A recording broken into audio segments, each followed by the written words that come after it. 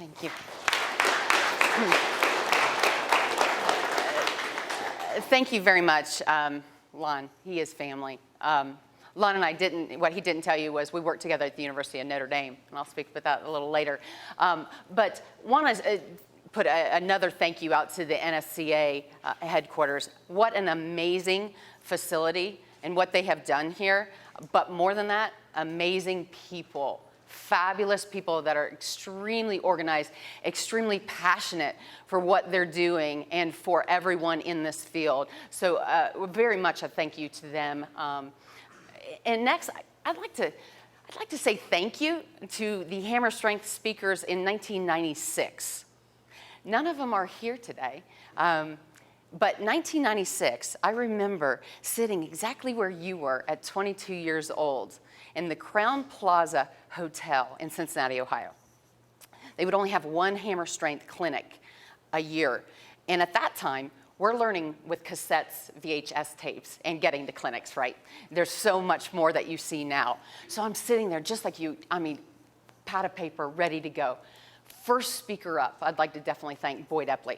At that time, he was with Nebraska and now back at Nebraska. Second speaker was Alan Johnson. He's at West Virginia. At that time, made many different stops and now is at East Tennessee State. And then lastly, Mickey Marotti. University of Cincinnati then, and then now at Ohio State. And very, very proud to call him my mentor. But what I remember sitting there, just like you, was not sure exactly what I'm going to hear, didn't know what they were going to present on, but all of a sudden I became so engaged. They were so passionate for what they did and how they did it, but more so, they were passionate about their athletes. They loved their athletes. They told story after story about not only what they did in the weight room, but what I got out of that was the relationships that you have with your athletes and your coaches, and didn't realize at 22 years old what that would mean for my life 20 years later and how I have literally circled my career. It started in 1996 at that Hammer Strength Clinic. I knew I was going to be a strength coach. I'll tell you that right there. I walked out. There were 200 people. I was one female, only female in the place. And I tell you, I walked out and I said, this is what I'm doing. So I would like to thank the 1996 Hammer Strength speakers for my career. No question. But Mickey Marotti, great, you follow passion. You get excitable. That's what gets you up in the morning. Strength and conditioning is a very hard and painful profession. But when you're with people that have a great passion for what they do and who they do it with, that's who you want to be around. You want to be around those that inspire you. And I call this, and I took it from Coach Summit, find your fit. Coach Marotti was my fit and still is my fit. University of Notre Dame, he goes from University of Cincinnati to University of Notre Dame, gives me a call. He says, do you want to be an Irish woman?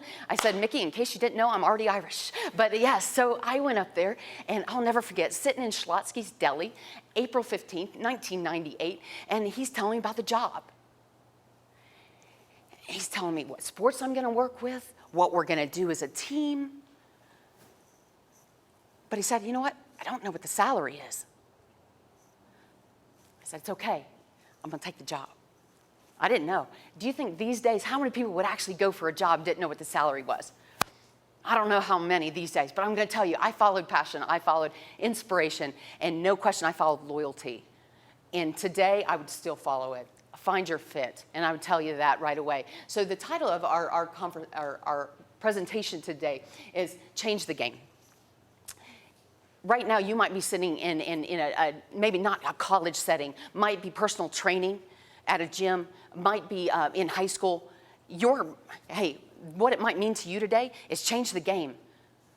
Change the game of where you're at and find your fit. Because I'll tell you, if you're not with passionate people that don't value you and you don't value them to 100% degree, I'll tell you, it's an energy leech, energy sucker from you, and you won't ever reach your best. And I will tell you, very difficult in strength and conditioning to get up every single day and work the hours we do and not be that person that is with the person that values you. So really want to talk to you about finding your fit. I want that to drive you home if you remember one thing. So changing the game might mean that to you. But anything we do as a strength coach, we always want to do everything for our student athletes. It all comes down to the people, the student athlete. So as you think through this presentation, and it's going to be a little bit in a business model. You're going to see it in a strategic radar. I want you to think about changing the game, about how we think about things as a strength and conditioning professional. What do strength and conditioning coaches value? Do they value knowledge? Yes, absolutely. Do they value time spent? Do we have a lot of pride walking into work before 6 o'clock? Yes, we do. Yes, we do. We do probably more than most people before 9 a.m. Is that fair? That's fair, absolutely. And are we proud of that? No question. Who flips the light on? I'll never forget going to the University of Notre Dame. Aaron Hillman and I worked together. There was a bagel shop called Studa Bagels. Loved cinnamon raisin bagel with cinnamon raisin cream cheese. They didn't open until 6 a.m.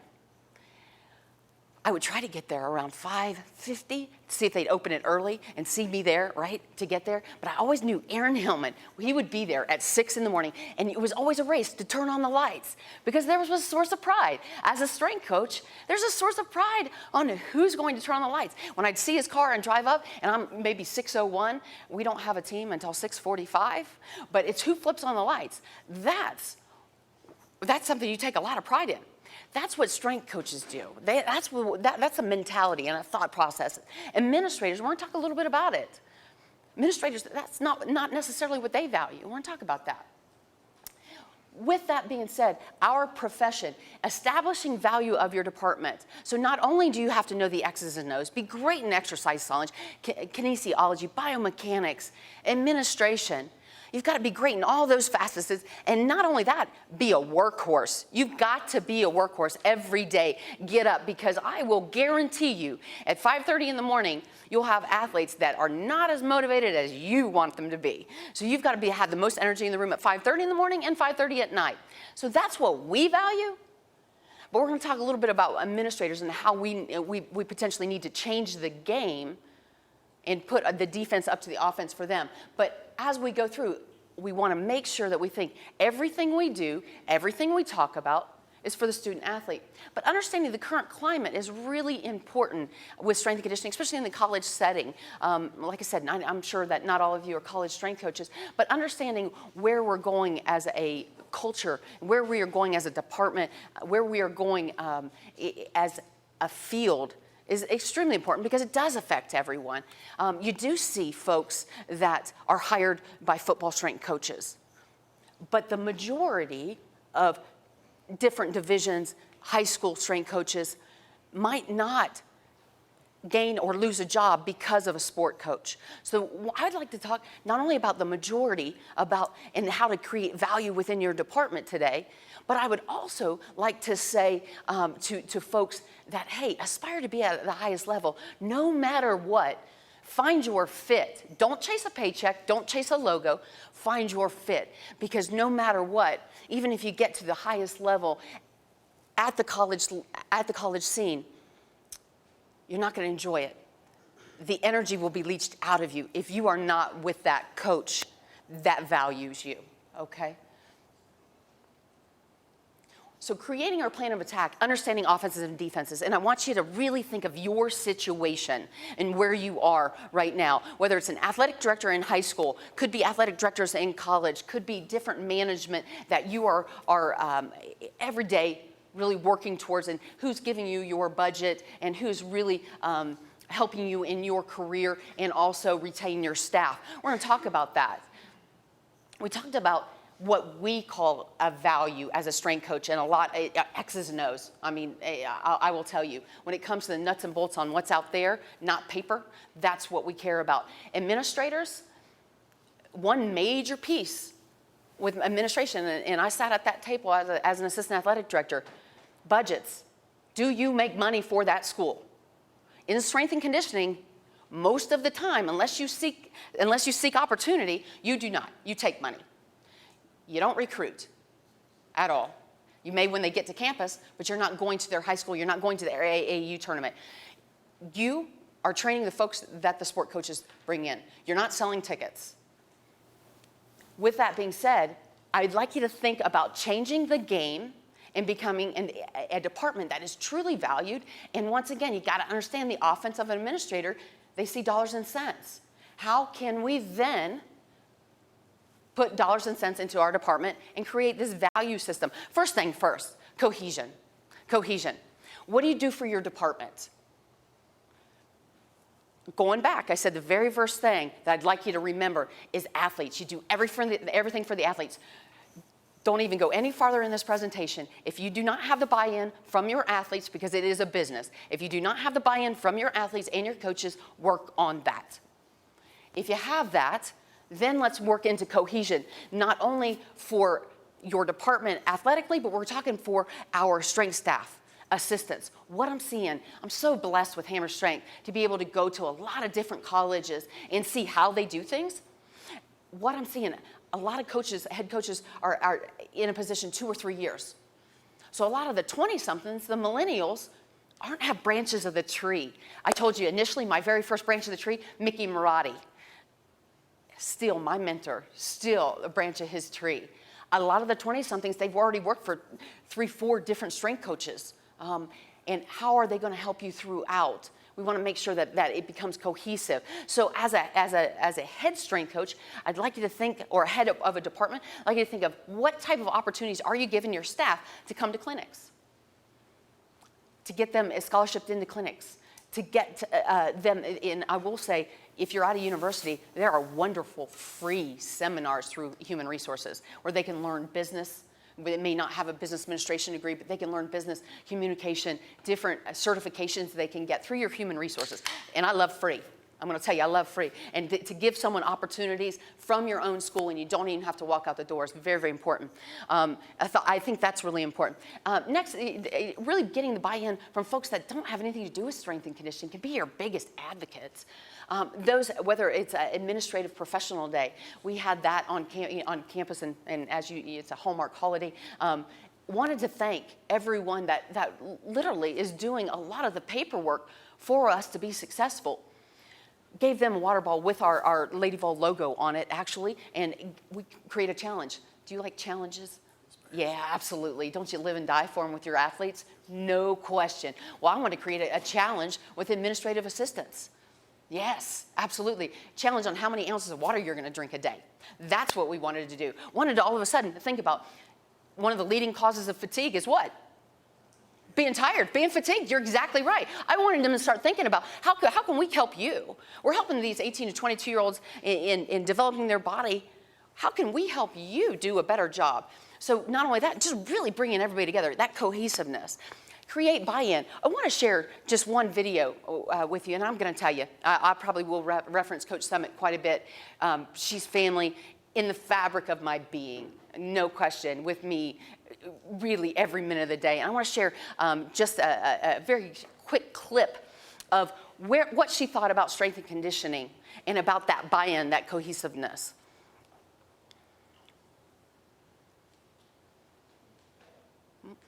One of the changes in basketball, strength and conditioning. You never lifted weights when you were playing, That did you? being said, No, I'll tell you something, absolutely just not. even And seeing when I Coach came to Summit, Tennessee, that makes that me was smile. never even a That's okay.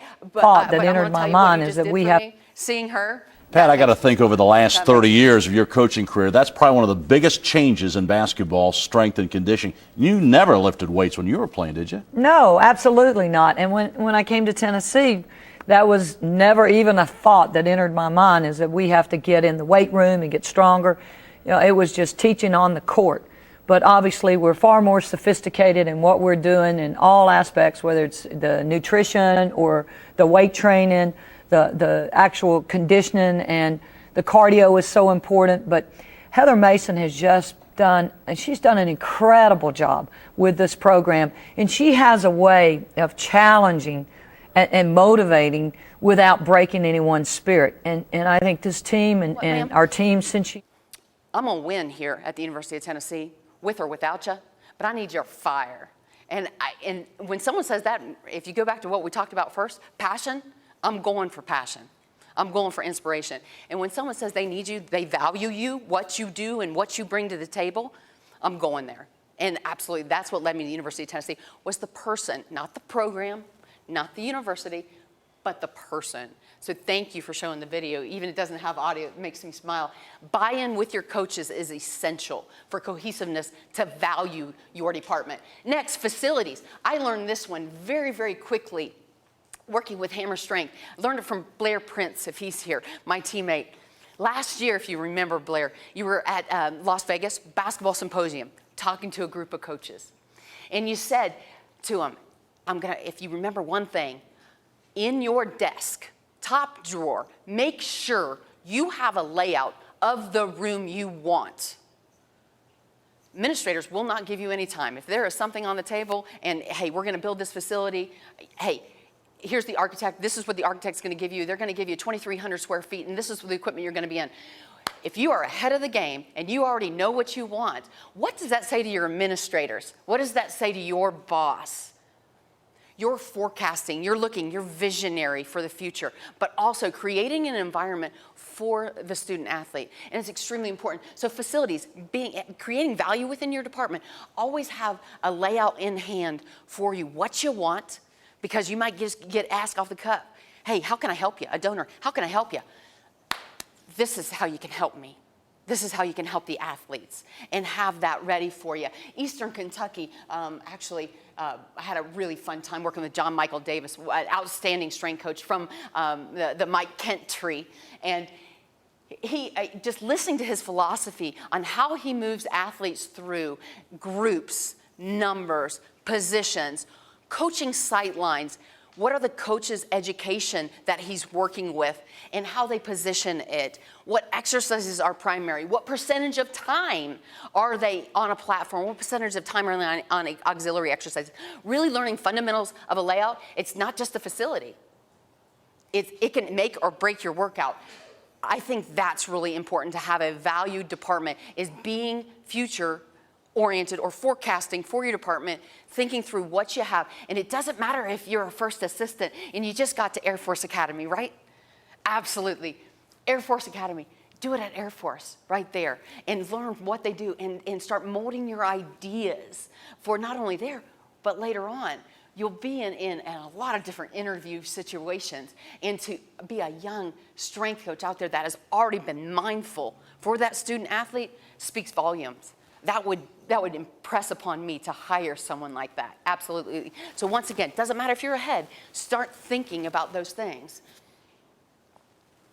Next, community. Not all about just what you do on a daily basis. Your community, what you can give back. And you do see a lot of sports teams giving back. Why not strength and conditioning? You're your own PR program. Once again, you flip on the lights and you turn them off, and a lot of times you're in that weight room or out on a field. Get out into the community, and that's after you've already had the buy-in. Get out in the community. One thing that one of my staffs we had created was giving back to the cancer community, going once a week, working with survivors and also their families. And I'm going to tell you, openly, when you give, what ends up happening? Absolutely. You get back 100-fold. And I will tell you, we probably learn more from that experience on a weekly basis than a lot of the daily routine with our student athletes. I'd say give back. I learned, and I'm going to share a lot of different stories about different universities. I've learned a lot of different things from different universities. Eastern Michigan had an amazing experience this year. They had, as you see up there on that t-shirt, the first annual Women's Strength and Conditioning Experience. And all of the money went and was donated to a cause of Ronnie McKeefery. He donates, or has a foundation that it went into for adoption, which was an amazing, amazing piece. So once again, not just a strength coach, what else can you give? Newsletters are very easy to communicate. Social media opportunities. I think it's important, but there's a fine line. We talked a little bit earlier about chasing a logo, chasing a paycheck. There's a fine line with social media about branding yourself and branding your university. When you're going to get hired, some of the millennials going to get hired, it is wonderful that folks can see you and see what you do and what you're passionate about. But the one thing you want to think of, administrators a lot of times, are you doing your daily job? because you're branding yourself. So really be careful with that social media. I would just say just a word of caution on that piece of it. Development. Now here's the crux. How many times have you heard this? You know what? You do an amazing job. You've been on my staff for 3 years. I need to keep you. You touch more people than I do. You touch 65 athletes. I touch 15. I need to keep you. I'm going to go to an administrator for him. My administrator says, but you know, right now we're tight on budget, and you don't make money, you know, necessarily for our staff. That point, you can say, hey, if you've been in development, you're making money, no question. I'm giving back money, okay? I need him for our student athletes. That's what's really important. The people, going back to what we talked about, the people, extremely important. Development. I'm going to tell you about Coach Summit. You think that when you're sitting there, all of a sudden, you're not going to get called on. You think that, hey, I'm just learning right here. So I go to this event with Coach Summit. She's talking, and she's so captivating. No one else is going to pay attention to anybody that's with her. But all of a sudden, she comes up to me. She said, Heather, why don't you come on up here? I want you to tell them a story. Do we have stories as strength coaches? We have stories. We have stories. But at this point, you're on the hot seat, and there's over 500 people here, okay? And I don't know them. And what's important to me, what I'm excited about, may not necessarily be excited to the person right there that's sitting there that might be a CEO of a tech company, okay? I'm not thinking all of a sudden, Coach Summit put me on the hot seat. I'm a part of her team. I got to roll. I got to rise. It's rise up, right? So I come up, and she's like, and she started talking. She's like, Heather, I came into the weight room, and I had never seen this, and that's what the video talked about, strength and conditioning. The intensity at which that you train. You had one of our student athletes in a wall sit, and she had a lot of plates on her. She's sweating. She's like, Heather, I was scared. I was really scared. Looking at athlete, to hear Coach Summit being scared, now that's something. I'm going to be honest with you. That's something. And all of a sudden, I just started rolling with that story about what we were doing and how that athlete went from lifting 5 pounds to 500 pounds, being super excitable. And then all of a sudden, she says to me, she's like, Heather, you'll give $1,000, won't you? I'm not gonna lie. Do you think I got the same paycheck Coach Summit? No, I do not. Indeed not. No. So I'm like, but you know what? You're gonna go with Coach Summit. I sure will give $1,000. And she's like, I'll give $1,000. Who else will give $1,000? All of a sudden, you just started seeing hands just pop up. $35,000 in 3 minutes. I'm going to tell you, maybe you don't have a Coach Summit out there for you, and maybe you may not have as many opportunities to tell your stories, but that made an impression on me. You believe in what you do. If you believe in what you do, you put money into it, bar none. You put money into it. If you believe in what you do, you show the passion that you have every single day for your student athletes and spread it. Absolutely spread it. She taught me that day. And she also taught me to always be ready when I'm sitting in my seat. And absolutely. So that being said, I'd like to tell you that it is possible. So many folks I see throughout the week, hey, I'd like to do this, but I don't have the money. Hey, guess what? If you've got the time, use your passion. Be excited. Use that creative, especially when you talk to me over there about competition.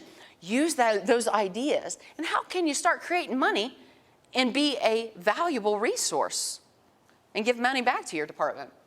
Mississippi State, Coach Dietz. If you see anything online with Coach Dietz, amazing. I don't think I've seen better about development. Renovated a whole entire weight room with money he raised. Amazing. GoFundMe.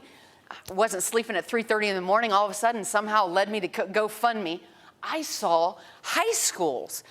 There were 5 high schools making thousands of dollars on crowdfunding. Never even thought about it. That was amazing to me. And all of a sudden, you're just seeing people after people just donating. It didn't matter if it was $5, but it was a way. But what's it all for? What is this all for? It's for student athletes. It's for the student athletes. How can you make their experience better as a strength coach, right? Last one I want to share with you, Red, White, and Boom, around 4th of July, creating all sport, all team competitions. You know, the strong woman, strong man competitions. I'm sure a lot of you run them, real excited. Invite donors. Do you know how exciting it is for them to see the folks that they watch on the basketball court or at swim meets or at track events, all SEC, all Americans, grind it out in tug of war? I'm telling you, there is no question they want to be a part of that. That's the behind the scenes. They don't have access. They can't buy a ticket to that. They want to buy a ticket to that, so open the opportunity up for them, right? No question. Red, white, and boom, I'd love to share that one with you. A lot of folks have grabbed onto that. Development, once again, a part of that strategic radar. Cohesiveness, facilities, development, budget, just like we talked about at the table. I wanted to retain my associate. He trains so many athletes and so well. It had been about 4 years. I walked into my administrators and we're talking about budget meeting, and that's exactly what she had said. Well, hey, Heather, what do you give? Not only just to the student athletes, what do you give? We talked about budgets. Satellite camps, year after year, made thousands of dollars running satellite camps to high schools. You talked about community as well. If you want to give back, Coach Summit would say this: the smartest coaches are the high school coaches. They wear so many different hats. They get so many different body types. It's amazing. And then they have such a short period of time. They're the ones with the true knowledge. So I really actually think I stole from high school coaches more than I probably gave. But what we did get was an opportunity as staff cohesion, but we also, we were able to raise funds. We were able to raise funds and put thousands of dollars back into our budget with our satellite camps. And NCAA rules, just to give you, if you invite 3 or more high schools, sometimes high schools don't like to share the wealth and their experiences, but if you invite 3 or more high schools, doesn't mean that they'll always come. That is acceptable through the NCAA, just on the side note. As far as community relationships, we did not have a supplement fund with the Lady Vols, and so I want to share this one with you. If you're willing to get up at 4 o'clock in the morning when produce folks get everything ready to go, and they look at expiration dates, you can get a lot of free fruit. I will tell you, over $100 free fruit a week. We get there around 4:30 in the morning. We'd end up with a bushel of about 80, 85 apples, and we'd end up with a bunch of bananas and about 56 oranges. But I know that adds up to $100 because, once again, I'm trying to get my assistant to stay. I mean, I want you to stay. So at that point, we're itemizing exactly what we're putting into. But what else does it do? It gives you supplements for your athletes without taking it out of your budget. But it's an in-kind gift for development. So if there's a produce company or even some large grocery stores, they're absolutely willing, because that also helps them, okay? Perfect. Budget, creating. Last but not least, most importantly, what we want to talk about, the customer. You're like, customer? I'm in coaching. I'm not in business. This is a business, make no mistake, and absolutely. And if you're only interested in the X's and O's, most likely you'll be very valued by the coaches, very valued by the student athletes, but indeed, at the end of the day, they may not have your back or an opportunity to keep you there at that given school. So we want to make sure we're real well-rounded, but make no mistake, the customer is your student athlete. Sell X's and O's. Just in that same conversation where I wanted to retain you, sir, my administrator said, okay, you got it. You got it. You got the raise for your assistant. I got my assistant that opportunity so that he could stay and he could feel very valued. But she said, I don't understand this. So many of the coaches come in, they ask about themselves. They ask about raises for you. You know, yourself, your person. But you didn't ask about you. Let's just pose a question, Heather. If I were to ask you, why should you get a raise? What would you say? What are we? We're coaches, off the cuff, ready to go. Bottom line, I sell physical pain. Hey, you've got folks that sell tickets to wonderful events. You got folks that, hey, they sell to donors this great opportunity to be a part of a program. Every single day, I sell physical pain. I sell better than anybody on your department. As administrator, we go back to the offense and defense, right?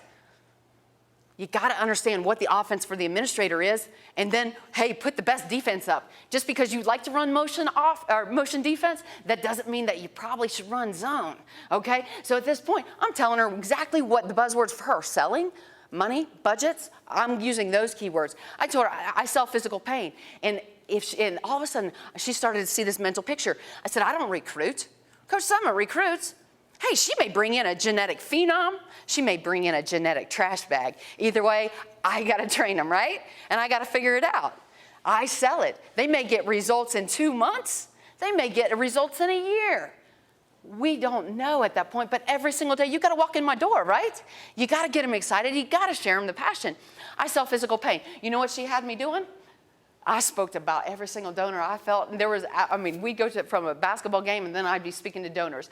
No question. You all of a sudden were intricate in their selling points. And then I got a raise. So who knew, right? Who knew? But I do want to tell you that openly, you do sell. We do have customers. It is a business. And thinking on that idea, that buy-in. Once we've got your athletes, you get the coaches to buy in, administration, you've got the buzz, sharing with your community, everyone's cohesive. You're starting to create an amazing value for your strength and conditioning department. Very hard to not love as another way that administrators can sell their program. Pulling it back, knowing your clientele, knowing your customer. For the last 10 years, I trained female athletes. I was the assistant athletic director for the Lady Vols, and so all female athletes. Knowing exactly what's involved for your program, something that I noticed right away when I went to clinics, because once again, 1996, that was just the start. I started flooding clinic scene. I noticed this. A lot of folks wanted to see what Michigan State was using, so they used their program. University of Wisconsin, hey, DU, they run a great program for hockey. Let's see what they do. And they go and implement it at a high school. Your clientele, your customers, your student athletes are not the same. I think that's important to say, hey, what fits in my situation? How can I use this? Or ask maybe different questions, better questions to that strength coach of why they do what they do. I think that might be the best opportunity. In training female athletes, I'm just going to give you a little snippet of some just certain things I learned going through. Number one, training age. Walking in when it was a female-only weight room, a lot of times in high school, they don't have the experience that some of the boys get. For whatever reason that might be. I think it's gotten a lot better over the 20 years, but I don't necessarily think it's the same right now. So walking in to see intensity, to see how things are, to see how technique, sometimes they didn't see that. So creating that for them, that was a little different than what I had at the University of Notre Dame when you had a combined department. So that was special to our situation. But training female athletes, so if any of you do want to talk about that later on, I sure would love to, indeed. With that, something else I noticed, Q angle. Knee stability, we talk a ton about that, and actually it's wonderful. One of my former athletes, Lacey Brewer, is here, and it just she's from LA now. She finished up, graduated at UCLA. I'm so excited for her.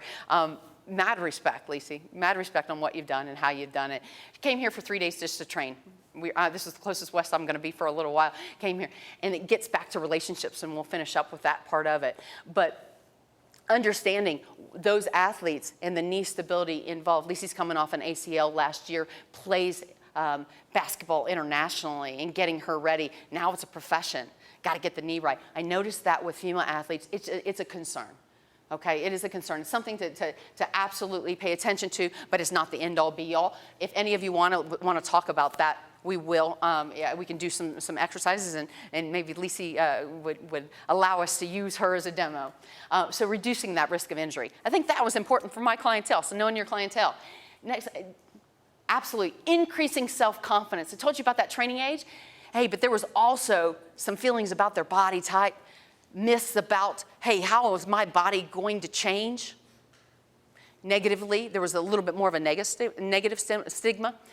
You know what, I'm going to share a video. Let's share that. I'm going to share a video about what we used and how we did it. One, competition and using implements. You're not going to hear the music.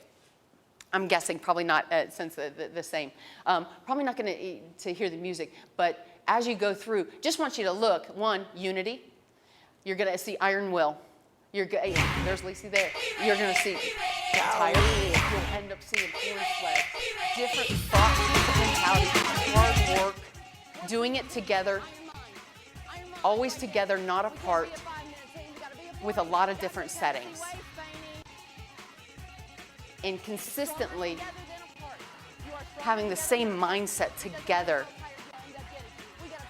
But with athletes, especially my clientele, I needed to get it right for them. And just looking at this and watching it, I'll go into my very last point, relationships. I'm looking at Sid Smallbone right there. She just won first year at St. Joe's High School in South Bend, Indiana. Won a state championship. Proud of her. Talk to you about Lacey. Saw Bree Bass. She's an assistant coach for Indiana University. Glory Johnson is playing over in China. Those relationships, that's what matter. It comes down to character integrity. Everything that you do for your athlete. Everything you do with character and integrity, and never jeopardize that. Always finding your fit. Always finding your fit. If any of you would like to talk about any facets of that, whether it's strategic radar, whether it's training female athletes, did train football at University of Notre Dame, Cincinnati, so that was not that I didn't train male, just the last 10 years female. This is my contact. I'll be here all weekend. Love to talk strength and conditioning because it is my passion, and that's what I know. Thank you very much for your time, and thanks for coming here this weekend and supporting the NSCA and also the field of strength and conditioning. Appreciate it.